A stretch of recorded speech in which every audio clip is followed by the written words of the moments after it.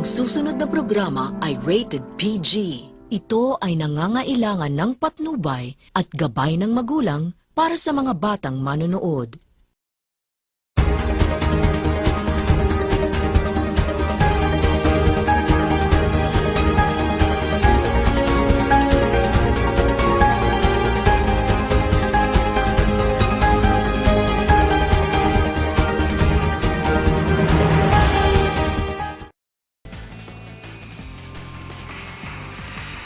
Hola, Pilipinas! Isa na namang araw upang kami ay magatid ng mga informatibong mga balita. Mga balitang walang kasinungalingan at pawang katotohanan lamang. Kami ay handa at alerto.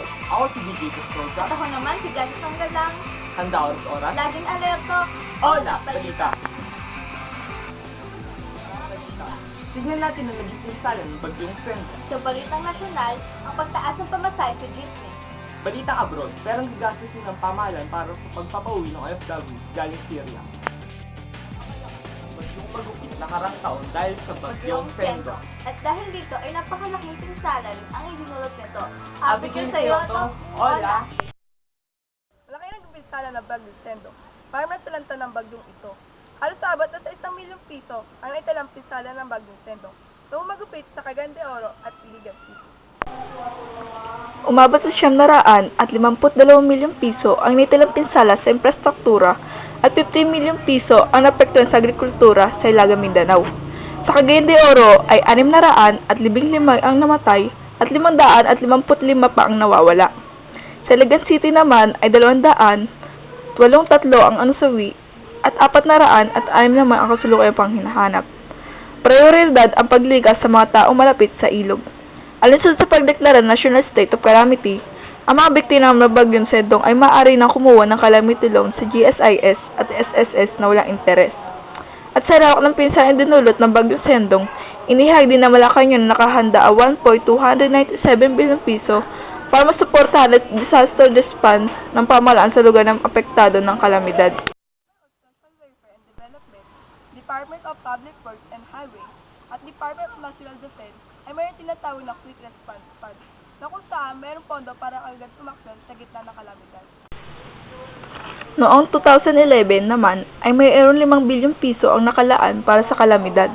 Sa susunod na taon ay aabot sa 7.5 bilyong piso ang budget para sa Calamity Fund ng pamahalaang Aquino. Dapat natin pangalagaan ang ating kalikasan. Dapat natin isipin ay kabubuti nating kapaligiran. Huwag tayong pabaya. Dahil kapag siya'y nagalit, tiyak na may matindi siyang ipararanas sa atin. Abigay sa'yo to, handa oras, lagi alerto. Hola, balita. Inaproba ng Denver University. Kung ito ay maaprubahan man, Maraming maapekto ang mga commuters.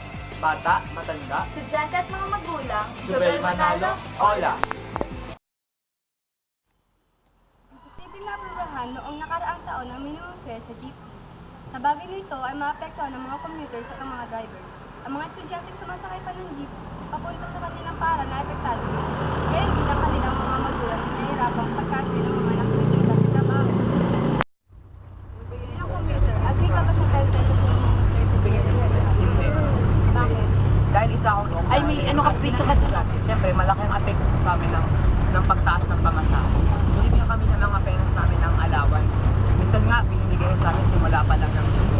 Kaya malaking epekto sa amin yung pagtaas ng pamasahe. Kasi, imbis na nagagamit namin sa pambili ng mga projects o iba pang gamit sa eskwela, hindi nadadagdag sa pamasahe. Nadadagdag pa siya dun sa mga iniisip namin panggastos pang araw-araw para sa mga pamasahe namin sa jeep at saka sa iba pang expenses. Imposible talagang naaprubahan noong nakarang taon na gawing 10 piso ang pamasahe sa jeep. Pansamantalang pinawi ng LTFRB ang pangamba ng mga nanay na nahihirapan na. Ayon sa LTFRB, noong 1 ng Disyembre ay nagkaroon ng inisyal na hearing sa Fair Height Decision, kaya naging malabo ang pag-aproba o malabong na desisyonan ito nakaraang taon. Kuya, bilang driver, agree po ba kayo sa 10 pesos minimum fare sa jeepney? Yup, bilang driver dahil medyo pumapabor sa amin yan dahil sa taas naman ng mga pangunahing bilihin. Salamat. Ayon sa Transport Group, napapanahon ang pagtaas ng pamasahe sa jeep dahil hindi nila kinakaya ang pagtaas ng presyo ng petrolyo. Kaya dapat na tayong masanay at magtitip. Jubel Manalo, handa oras, laging alerto. Wala, balita. Ang gastusin ng pamahalaan para sa mga OFWs o hindi citizens galing Syria. Balita abroad at tutukan ni Jasper Salazar. Hola, Jasper! Sabi na informant, ang problema dito ay kung may pera ang gobyerno sa gagawin ng pag-uwi ng OFWs dahil ang bawat isa sa mga ito ay nangangailangan ng $4,000 para sa deployment cost at airfare pagbalik sa Pilipinas. Libo-libo ring mga Pinoy ang kinukonsiderang illegal workers at hindi rin pwedeng pabayaan ng gobyerno kapag gusto rin nilang umalis ng silian pumalit na bansa. Aabot sa 200 milyon ang magagastos ng gobyerno, oras na pinayagan ng employer nito na makauwi sa bansa. Ang may 4,557 OFWs na nakarehistro sa Philippine Embassy sa Syria. Ayon sa impormasyon, nanganganib na ang mga Pinay sa Syria dahil sa nangyaring kaguluhan ngayon, kaya kailangan malikas ito sa isang lugar o pabalik sa bansa sa lalong madaling panahon. Marami nagsasabi na dapat ay may sapat na pera ang gobyerno sa gagawing pag-uwi ng OFWs. Marami nangunguli ng mga pamilya sa kanila at sana'y mawala na ang illegal workers sa ibang bansa. Jasper Salazar, handa oras-oras, laging alerto. Hola, balita.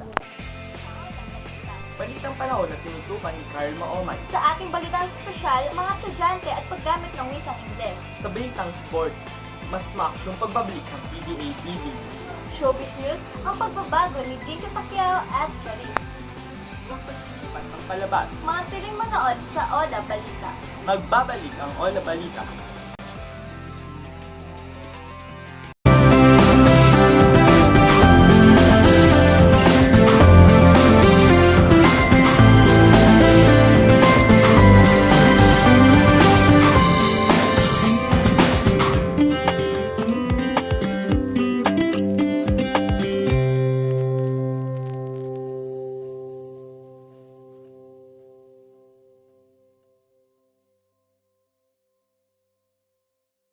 Si Inay, ang ilaw ng tahanan, liwanag sa aming bahay.